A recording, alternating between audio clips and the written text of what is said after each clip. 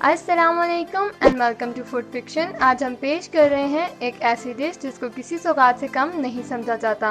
मैं बात कर रही हूँ पंजाबी स्टाइल कढ़ी पकौड़ा की। इस डिश को हमारे तरीके से ट्राई करके एक्सपीरियंस कीजिए बिल्कुल मुनफरिद जायका। अगर आपने हमारा चैनल अभी तक सब्सक्राइब नहीं किया तो इसे सब्सक्राइब कर लें और साथ ही बेल आइकन को भी प्रेस कर लें। चलिए बनाने चलते हैं आज की रेसिपी।